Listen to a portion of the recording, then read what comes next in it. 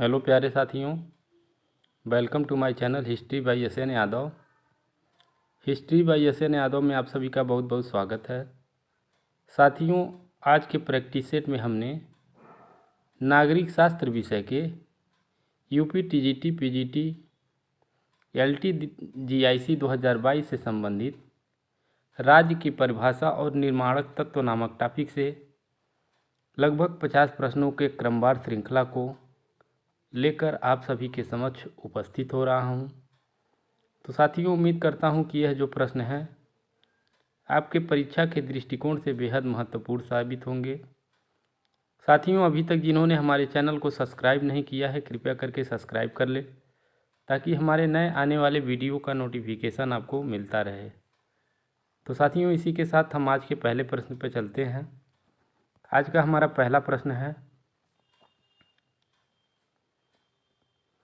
निम्नलिखित में से किस एक शब्द का प्रयोग हाब्स द्वारा राज्य को इंगित करने के लिए किया गया है? निम्नलिखित में से किस एक शब्द का प्रयोग हाब्स द्वारा राज्य को इंगित करने के लिए किया गया है? ए है कॉमनवेल्थ, बी है रिपब्लिक, सी है कम्युनिटी और डी है स्टेटो। तो साथियों, इसका राइट आंसर है कॉमनवेल्थ, यानी हाब्स ने राज्य को कॉमनवेल्थ नाम से इंगित किया है। साथियों, वहीं जॉन लॉक की बात की जाए तो जॉन लॉक ने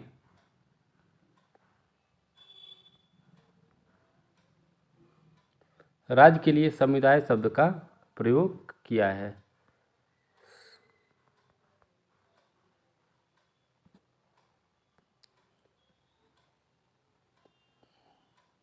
और वहीं जिनबोदा ने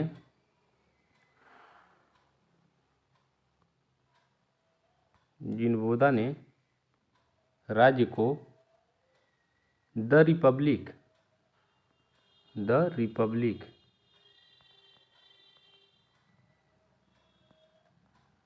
रिपब्लिक नाम से संबोधित किया है। यानी हाब्स ने राज्य को कॉमनवेल्थ, जॉन लॉक ने समुदाय और बोदा ने द रिपब्लिक शब्द का राज्य के लिए प्रयोग किया है। 2 नंबर का प्रश्न है, जिस राजनीतिक दार्शनिक ने सर्वप्रथम राजनीतिक शास्त्र में आधुनिक राज्य की अवधारणा को प्रस्तुत किया है वह है? जिस राजनीतिक दार्शनिक ने सर्वप्रथम राजनीति शास्त्र में आधुनिक राज्य की अवधारणा को प्रस्तुत किया है वह है? ए है प्लेटो, बी है अरस्तु, सी है मैकियावेली और डी है हाब्स। तो साथियों, इसका राइट आंसर है मैकियावेली, यानी मैकियावेली ने राजनीति शास्त्र में आधुनिक राज्य की अवधारणा को प्रस्तुत किया है।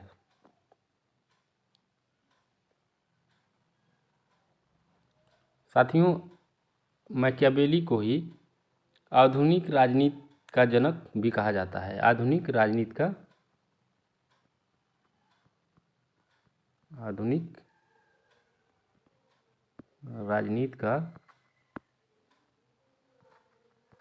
जनक भी कहा जाता है। 3 नंबर का प्रश्न है, राज्य के ऐतिहासिक विकास का कौन सा क्रम सही है? ए है पूर्वी राज्य, सामंती राज्य, रोमन साम्राज्य, राष्ट्र राज्य।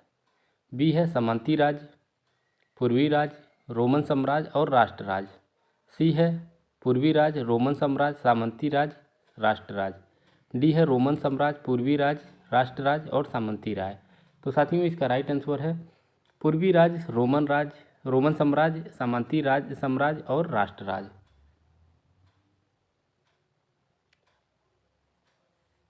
साथियों, इसका विकास जो है वह निम्न चरणों में हुआ है। पूर्वी या प्राच्य राज्य, उसके बाद यूनानी या रोमन साम्राज्य, उसके बाद सामंती राज्य, उसके बाद राष्ट्र राज्य। तो राइट आंसर हो जाएगा सी। 4 नंबर का प्रश्न है, निम्नलिखित में से कौन राज्य नहीं है? ए है फ्रांस, बी है ऑस्ट्रेलिया, सी है गाबिया और डी है न्यूयॉर्क।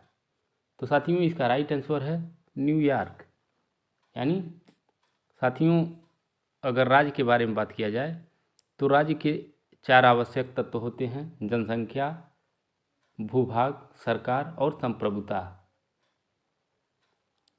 और जिसके पास संप्रभुता होती है वही अंतर्राष्ट्रीय दृष्टिकोण के अनुसार राज्य होता है। यानी फ्रांस, ऑस्ट्रेलिया और गाम्बिया ये जो हैं वो एक संप्रभु राष्ट्र हैं। और न्यूयॉर्क जो है वह अमेरिका का नगर है, अमेरिका का एक नगर है, अमेरिका का एक नगर है, तो इसलिए यह राज्य नहीं होगा। 5 नंबर का प्रश्न है, सूची 1 को सूची 2 से सुमेलित कीजिए तथा नीचे दिए गए कोड के सही उत्तर चुनिए। एक तरफ है दृष्टिकोण, दूसरी तरफ है प्रवक्ता। तो साथियों, अगर राज्य दमन का एक कृत्रिम चक्र है इसकी बात की जाए तो इसके प्रवक्ता जो हैं वो हैं मार्क्स, यानी कार्ल मार्क्स हैं, यानी 4 नंबर।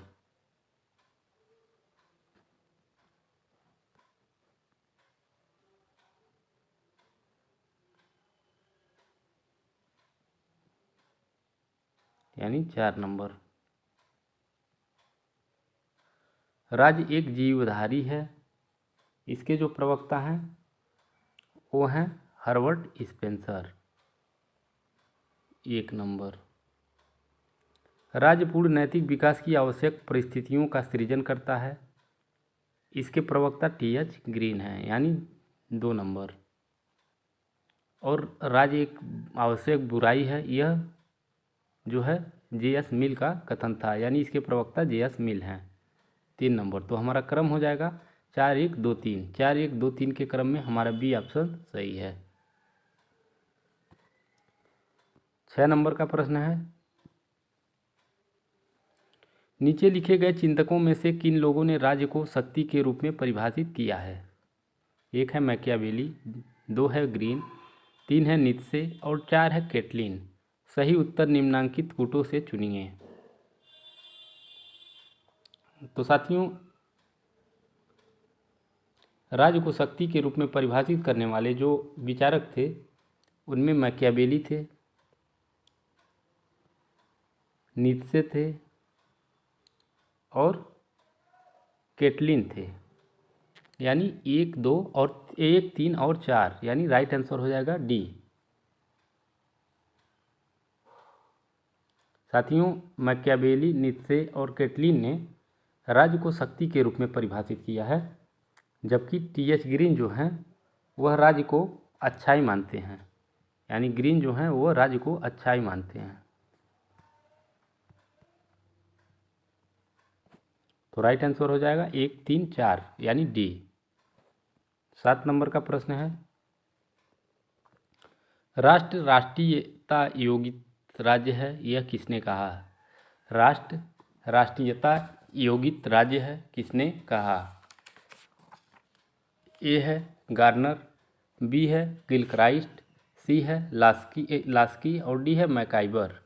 तो साथियों, इसका राइट आंसर है गिलक्राइस्ट, यानी राष्ट्र राष्ट्रीयता योगित है राज्य है, यह गिलक्राइस्ट के द्वारा कहा गया था। 8 नंबर का प्रश्न है,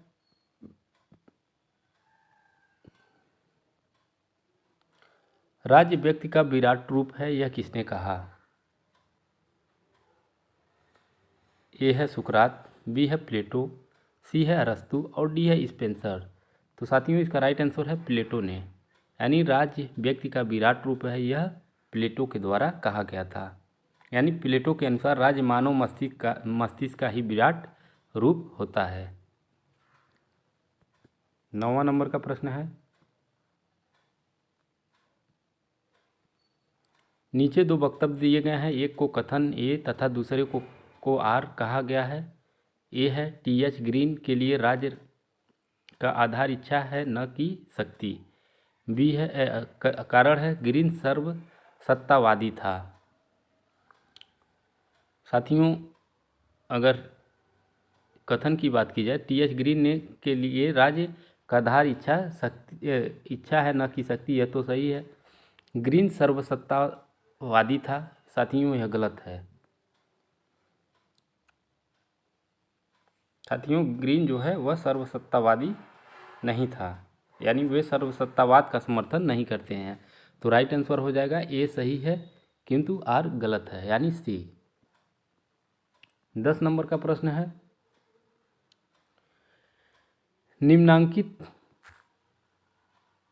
निम्नांकित विद्वानों में से किसने इस बात पर बल दिया कि राज्य के तत्व में राजनीतिक आज्ञापालन के लिए लोगों की समान सहमति को भी ध्यान दिया जाना चाहिए?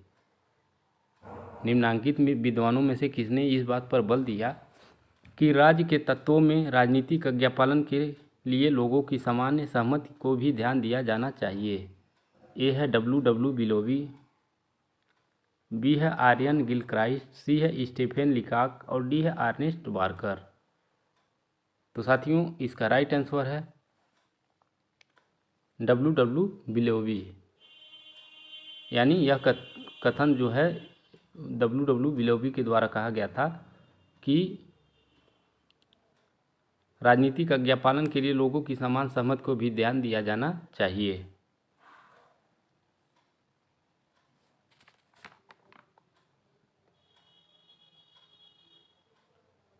11 नंबर का प्रश्न है,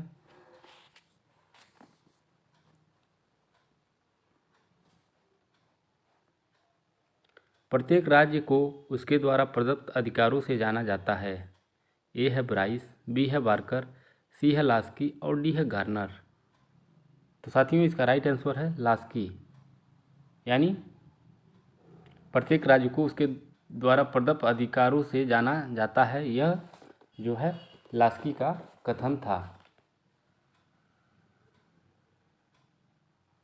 यानी लास्की के शब्दों में यह कहा गया था कि एक राज्य अपने नागरिकों को जिस प्रकार के अधिकार प्रदान करता उन्हीं के आधार पर राज्य को अच्छा या बुरा कहा जा सकता है। 12 नंबर का प्रश्न है,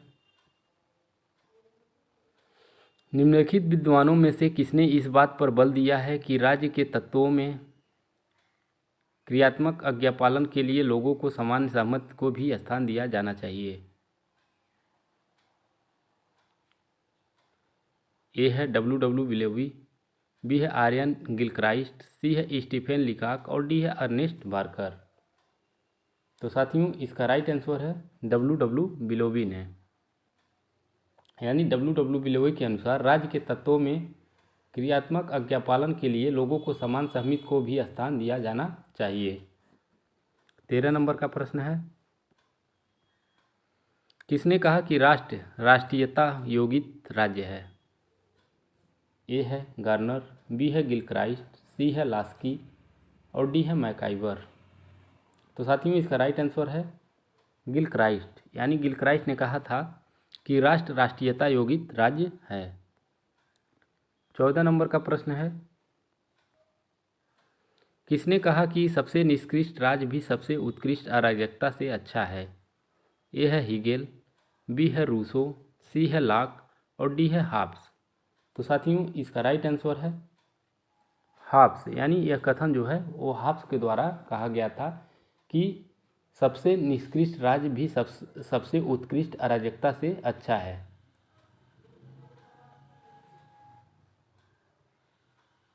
साथियों इसी कथन के अनुसार उन्होंने कॉमनवेल्थ के महत्व को उजागर किया था। हॉब्स ने कॉमनवेल्थ राज्य के लिए कॉमनवेल्थ शब्द को उजागर किया था, यानी कॉमनवेल्थ के महत्व को उजागर किया था। 15 नंबर का प्रश्न है, किसने कहा कल्याणकारी राज्य एक ओर साम्यवाद और दूसरी ओर नियंत्रित व्यक्तिवाद के मध्य एक समझौता है? ए है लॉक, बी है रूसो, सी है हाबमैन और डी है कांट। तो साथियों इसका राइट आंसर है हाबमैन, यानी लोक कल्याणकारी राज्य का तात्पर्य एक ऐसे राज्य से है जो अपने सभी नागरिकों को न्यूनतम जीवन स्तर प्रदान करता है। टी डब्ल्यू कांट के अनुसार लोकहितकारी राज्य वह है जो नागरिकों के लिए व्यापक समाज सेवाओं की व्याख्या करता है।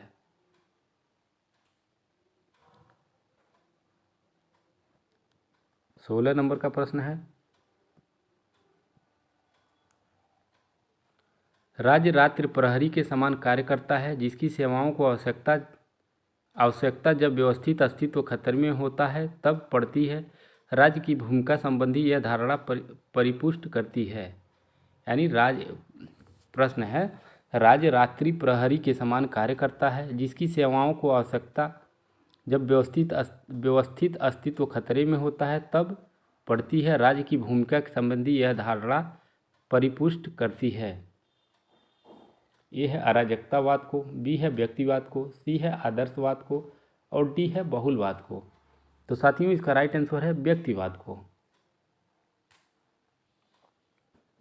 17 नंबर का प्रश्न है,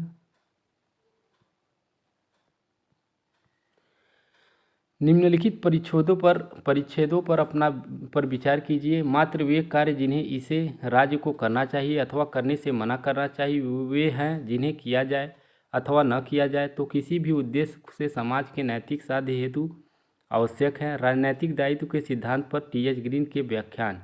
इस परिच्छेद में टी.एच. ग्रीन का मत है कि ए है राज्य को केवल नैतिक कृत्य करने चाहिए, बी है नैतिकता राज्य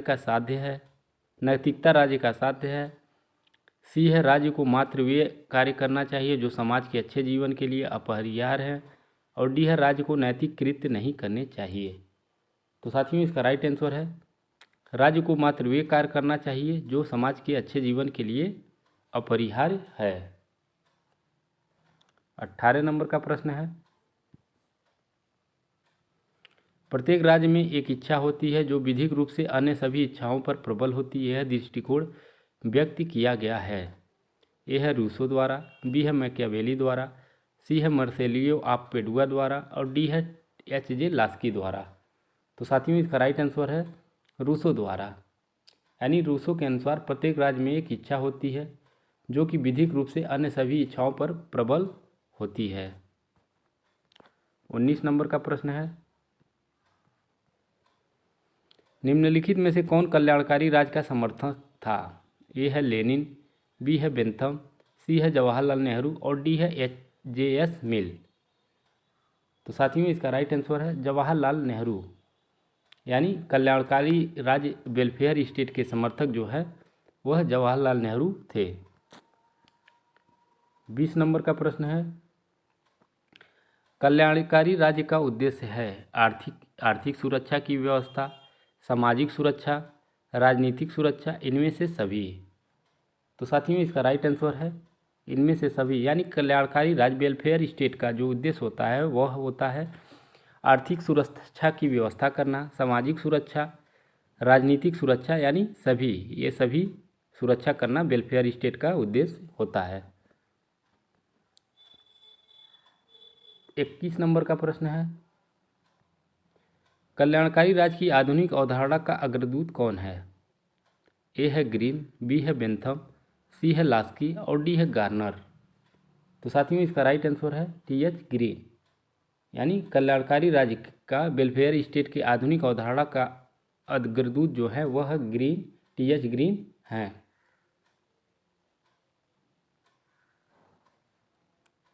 22 नंबर का प्रश्न है, निम्नलिखित में से किस विचारक के बारे में यह कहा जा सकता है कि उसने आधुनिक लोक कल्याणकारी राज्य के सिद्धांत का मार्ग प्रशस्त किया है? 22 नंबर का प्रश्न है, निम्न में से किस विचारक के बारे में यह कहा जा सकता है कि उसने आधुनिक लोक कल्याणकारी राज्य के सिद्धांत का मार्ग प्रशस्त किया है? ए है टी.एच. ग्रीन, बी है हर्बर्ट स्पेंसर, सी है बेंथम और डी है डायसी। तो साथियों इसका राइट आंसर है टी.एच. ग्रीन।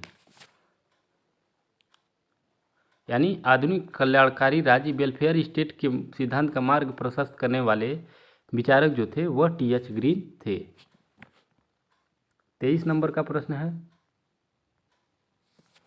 कल्याणकारी राज्य की अवधारणा का सैद्धांतिक स्रोत है?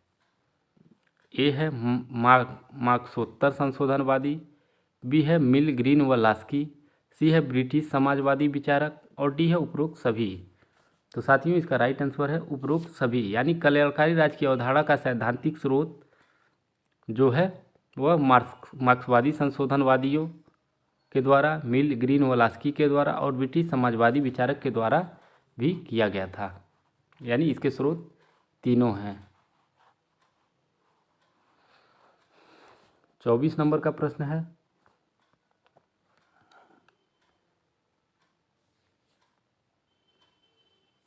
एक राज्य जो अपने नागरिकों के लिए विस्तृत सामाजिक सेवाएं प्रदान करता है उसे कहते हैं। ए है उपयोगिता पूरक राज्य, बी है कल्याणकारी राज्य, सी है फांसीवाद राज्य और डी है समाजवादी राज्य। तो साथियों इसका राइट आंसर है कल्याणकारी राज्य। यानी लोक कल्याणकारी राज्य वह है जो अपने नागरिकों के लिए व्यापक सामाजिक सेवाओं की व्यवस्था करता है। 25 नंबर का प्रश्न है,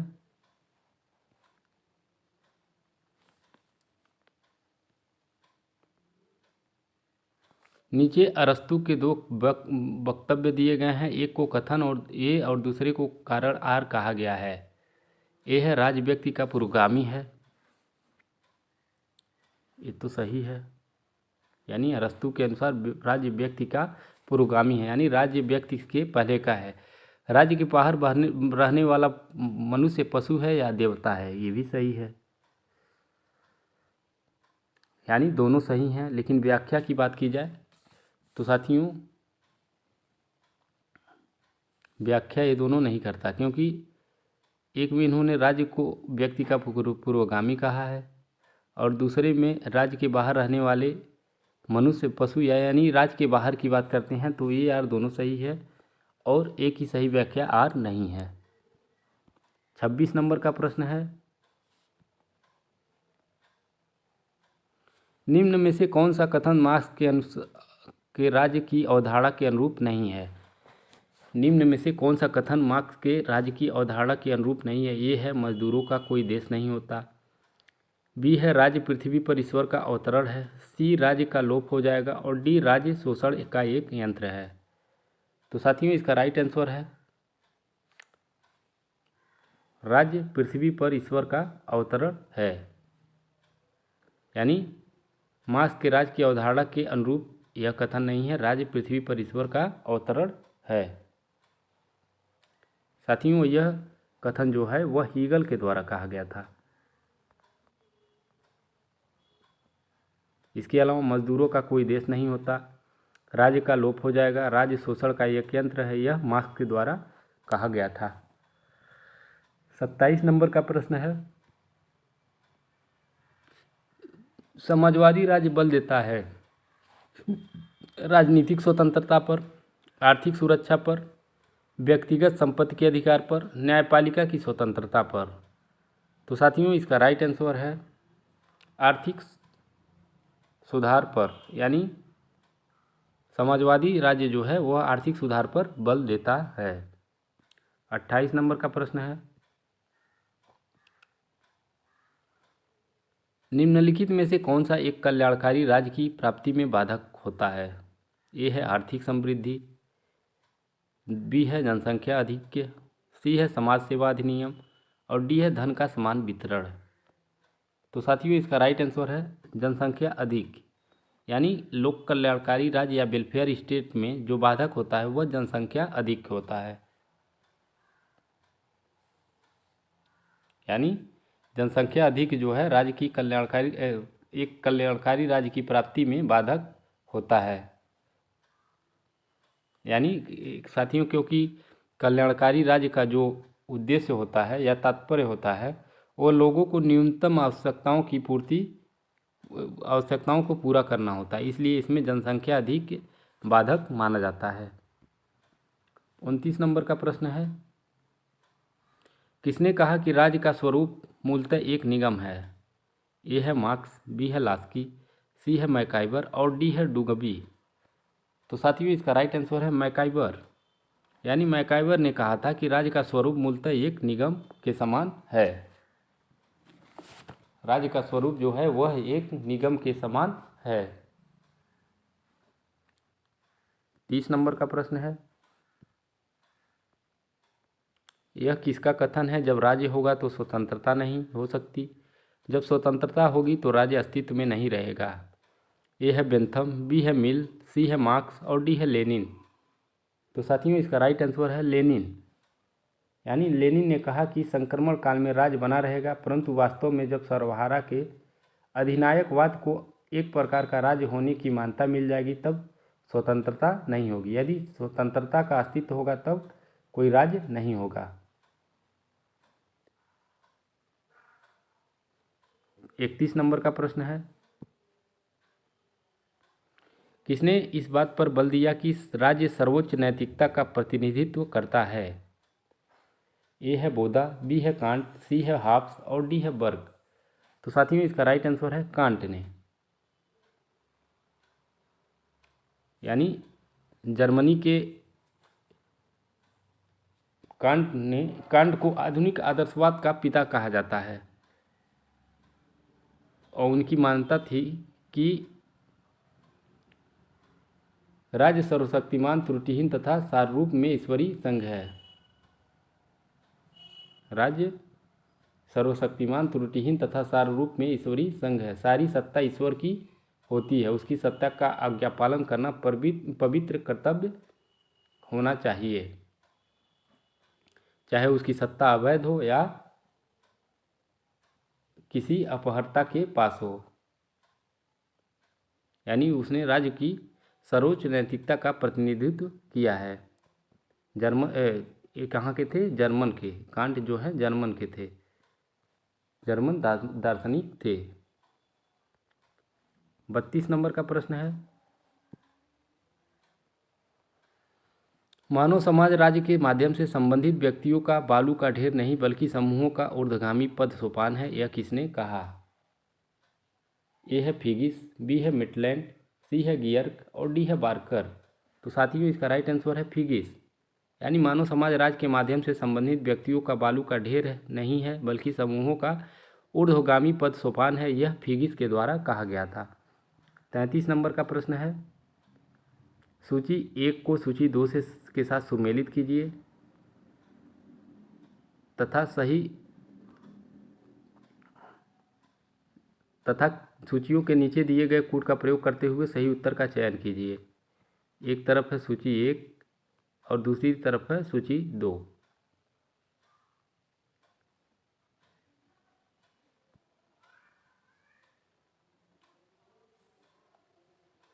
साथियों अगर लाक की बात की जाए तो लाक का मानना था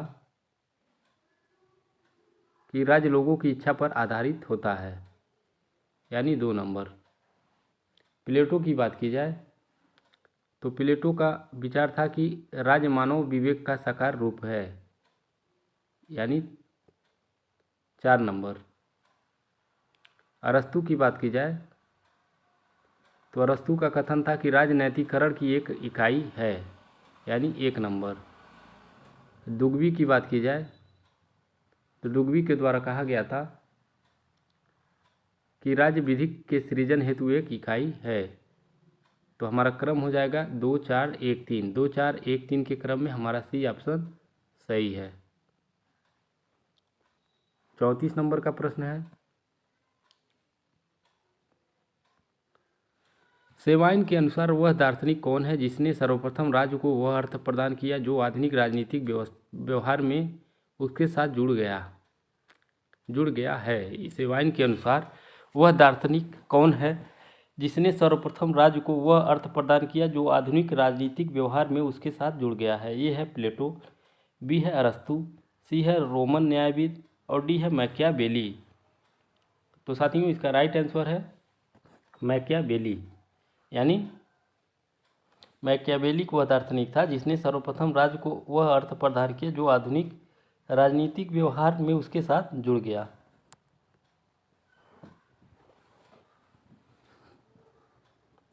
पैंतीस नंबर का प्रश्न है, कल्याणकारी राज्य के बारे में निम्नलिखित में से कौन सा वक्तव्य सही है? ये है कल्याणकारी राज्य समाजवादी राज्य दोनों में से दोनों एक से है। बी कल्याणकारी राज्य क्लासिकी उदारवादी सिद्धांत पर आधारित है। सी है कल्याणकारी राज्य एक समष्टिवादी राज्य है। डी है कल्याणकारी राज्य में 9 उदारवाद के सिद्धांत निहित है।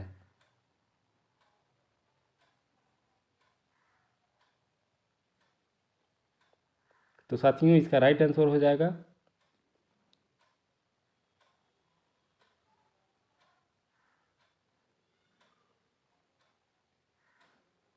कल्याणकारी राज्य एक समष्टिवाद राज्य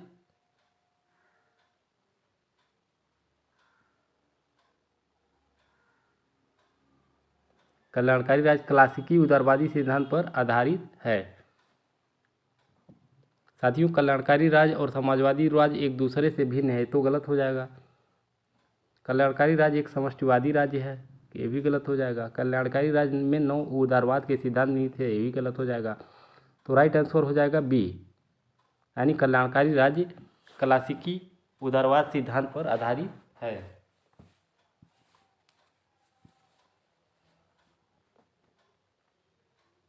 36 नंबर का प्रश्न है,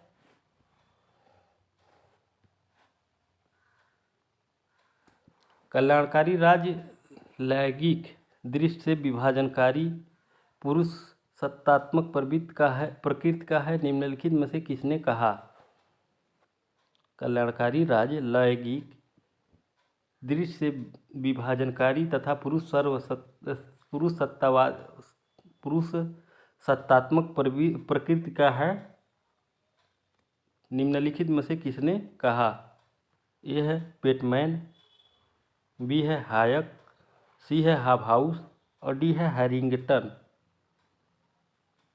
तो साथियों इसका राइट आंसर है पेटमैन, यानी कल्याणकारी राज्य के संबंध में उपयुक्त कथन जो है वह पेटमैन का है। तो राइट आंसर हो जाएगा पेटमैन।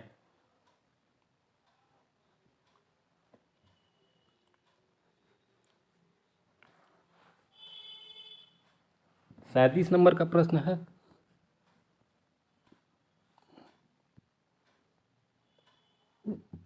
मैन वर्सेस स्टेट नामक पुस्तक के लेखक थे। मैन वर्सेस स्टेट नामक पुस्तक के लेखक थे। ए है एडम स्मिथ, बी है माल्थस, सी है स्पेंसर और डी है मैकाइवर। तो साथियों इसका राइट आंसर है स्पेंसर, यानी मैन वर्सेस स्टेट नामक पुस्तक के लेखक जो थे वह स्पेंसर थे। साथियों इसके अलावा इनका social statics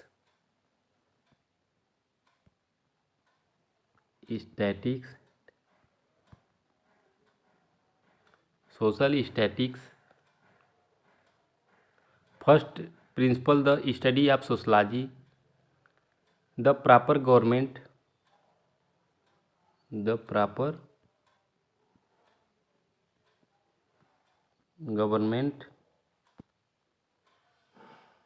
the principle of sociology इत्यादि पुस्तकें जो हैं वह स्पेंसर की हैं। 38 नंबर का प्रश्न है, निम्नलिखित में से किस विचारक के बारे में यह कहा जा सकता है कि उसने आधुनिक लोक कल्याणकारी राज्य के सिद्धांत का मार्ग प्रशस्त किया है? ए है स्पेंसर, बी है टी.एच. ग्रीन, सी है बैंथम और डी है डायसी। तो साथियों इसका राइट आंसर है टी.एच. ग्रीन, यानी आधुनिक लोक कल्याणकारी राज्य या वेलफेयर स्टेट के सिद्धांत का मार्ग प्रशस्त करने वाले जो विचारक थे वह टी.एच. ग्रीन थे। 39 नंबर का प्रश्न है, पॉलिटिकल मैन नामक पुस्तक का लेखक कौन है? पॉलिटिकल मैन नामक पुस्तक का लेखक कौन है? ए है मैक्स वेबर, बी है ए.ई. लिंडसे, सी है एच.डी. लासवेल और डी है एस.एम. लिपसेट। तो साथियों इसका राइट आंसर है एस.एम. लिपसेट, यानी पॉलिटिकल मैन नामक पुस्तक के लेखक एम.एस. लिपसेट थे। पॉलिटिकल मैन नामक पुस्तक के लेखक एस.एम. लिपसेट थे। इन्होंने 1960 में इस पुस्तक का लेखन किया था। साथियों इनकी अन्य जो रचनाएं थीं वह थी union democracy, social mobility in industrial society, the first new nation इत्यादि इनकी अन्य पुस्तकें थीं। 40 नंबर का प्रश्न है,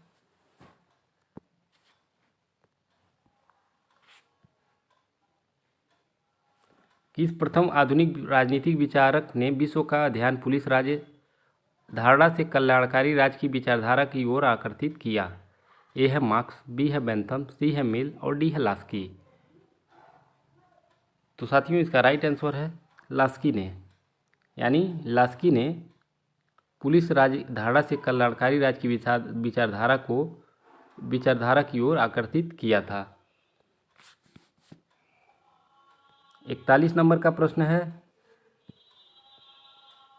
राष्ट्र राज्य की अवधारणा निम्न कारकों में से किससे सम्मिलित का प्रभाव का प्रतिफल है?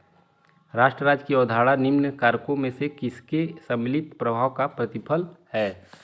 ए है धर्म सुधार आंदोलन, सामंतवाद व पुनर्जागरण, बी है धर्म सुधार आंदोलन, वैज्ञानिक विकास व पुनर्जागरण, सी है पुनर्जागरण, धर्म सुधार आंदोलन व वाणिज्यिक शांति, और डी है पुनर्जागरण, धर्म सुधार आंदोलन व मानववाद। तो साथियों इसका राइट आंसर है धर्म सुधार आंदोलन, पुनर्जागरण, धर्म सुधार आंदोलन व वाणिज्यिक शांति, यानी राष्ट्र राज्य की अवधारणा में मुख्यतः पुनर्जागरण, धर्म सुधार आंदोलन एवं वाणिज्यिक शांति था। 42 नंबर का प्रश्न है, राज्य अन्य समुदायों की तुलना में श्रेष्ठ है क्योंकि वह अन्य समुदायों की अपेक्षा आकार में बड़ा है, उसके पास दंडकारी शक्ति है, इसकी सदस्यता अनिवार्य है, यह एक प्राकृतिक समुदाय है। तो साथियों इसका राइट आंसर है उसके पास दंडकारी शक्ति है, यानी राज्य अन्य समुदायों की तुलना में श्रेष्ठ है क्योंकि उसके पास दंडकारी शक्ति है।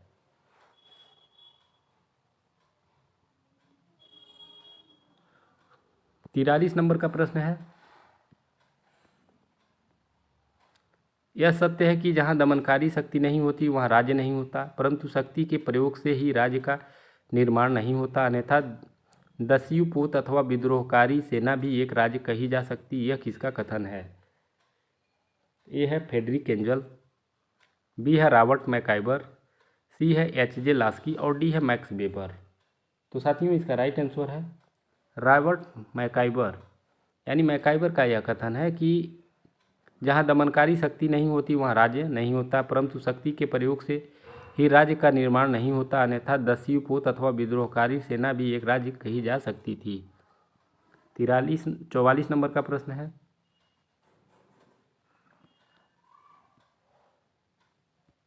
सूची 1 को सूची 2 से सुमेलित कीजिए तथा नीचे दिए गए कूट की सहायता से सही उत्तर का चयन कीजिए। 44 नंबर का प्रश्न है,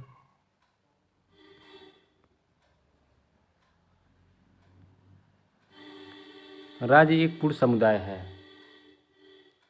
राज्य एक पूर्ण समुदाय है, यह अरस्तु के द्वारा कहा गया था, यानी 1 नंबर। राज्य मानव अवयवी का ही प्रतिरूप है, यह ब्लंटसली के द्वारा कहा गया था, यानी 3 नंबर। राज्य मानव स्वभाव के सार्वभौमिक सिद्धांतों की अनुक्रमिक उपलब्धि है, साथियों यह बर्गेस के द्वारा कहा गया था, यानी 4 नंबर। राज्य परिवारों और उनके सामूहिक कार्यों का संघ है, यह बोधा के द्वारा कहा गया था, यानी 2 नंबर। तो क्रम हो जाएगा 1 3 4 2। 1 3 4 2 के क्रम में हमारा डी ऑप्शन सही है, 1 3 4 2। 45 नंबर का प्रश्न है, व्यापारिक राज्य के सिद्धांत को अभिव्यक्त किया है। ए है रोज क्रांस ने, बी है एडम स्मिथ ने, सी है रॉबर्ट क्रॉक्स ने और डी है लेनिन ने। तो साथियों इसका राइट आंसर है रोज क्रास ने, यानी व्यापारिक राज्य के सिद्धांत को अभिव्यक्त जो है रोज क्रास के द्वारा किया गया था। 46 नंबर का प्रश्न है,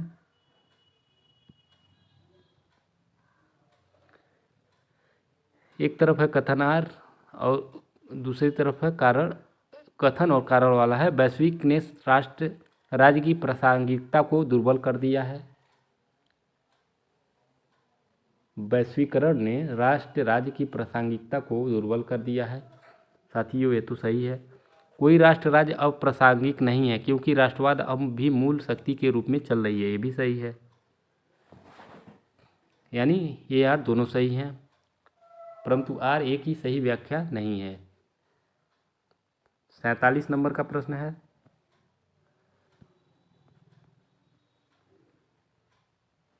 राज्य की सापेक्ष स्वायत्तता की संकल्पना किसके नाम के साथ जुड़ी हुई है?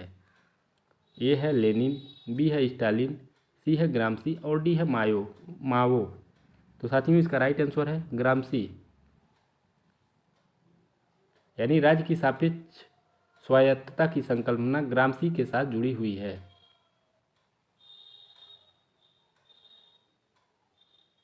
साथियों, ग्रामसी जो थे वह इटली के निवासी थे।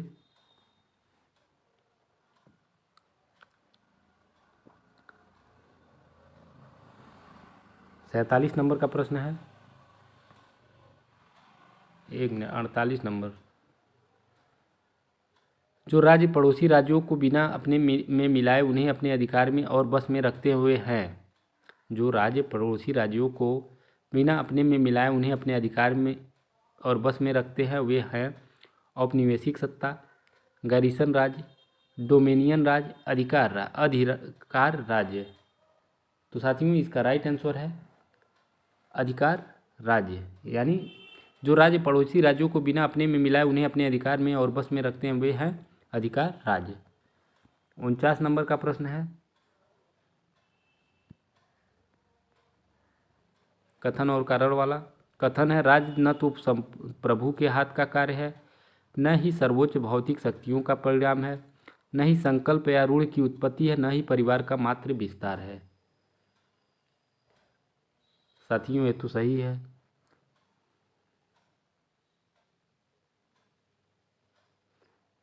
राज्य प्राकृतिक विकास की संस्था है, ये भी सही है।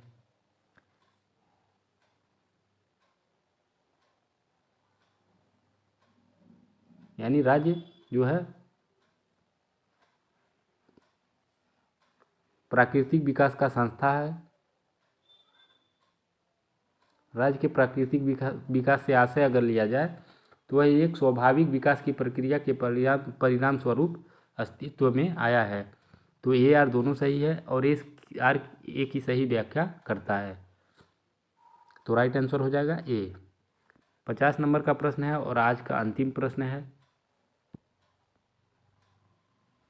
भारतीय राजनीति को मांगजन्य व्यवस्था और आदेशात्मक व्यवस्था के बीच संघर्ष का काल किसने माना है? भारतीय राजनीति को मांगजन्य व्यवस्था और आदेशात्मक व्यवस्था के बीच संघर्ष का काल किसने माना है? ए है रजनी कोठारी, बी है पार्थ चटर्जी, सी है लॉयड और सुसेन रुडॉल्फ और डी है मायरन बीनर। तो साथियों, इसका राइट आंसर है लॉयड और सुसेन रुडॉल्फ, यानी लॉयड और सुसेन रुडॉल्फ ने भारतीय राजनीति को मांगजन्य व्यवस्था और आदेशात्मक व्यवस्था के बीच संघर्ष का काल माना है। तो साथियों, इसी के साथ हमारा आज का प्रैक्टिस सेशन समाप्त हुआ और उम्मीद करता हूं कि ये जो प्रश्न हैं आपको बेहद पसंद आएंगे। तो साथियों, अगर यह प्रश्न जो रिकॉर्डेड क्लास के माध्यम से आप लोगों के समक्ष जाएगा वह आपको पसंद आए तो इसको लाइक करिएगा, सब्सक्राइब करिएगा और अपने यार दोस्तों में शेयर ज़रूर करिएगा। तो इसी के साथ हम अपने वाणी को विराम देते हैं और कल पुनः कुछ नए प्रश्नों के साथ, कुछ नए श्रृंखला के साथ आप सभी के समक्ष उपस्थित होंगे। तब तक के लिए जय हिंद, जय भारत, वंदे मातरम।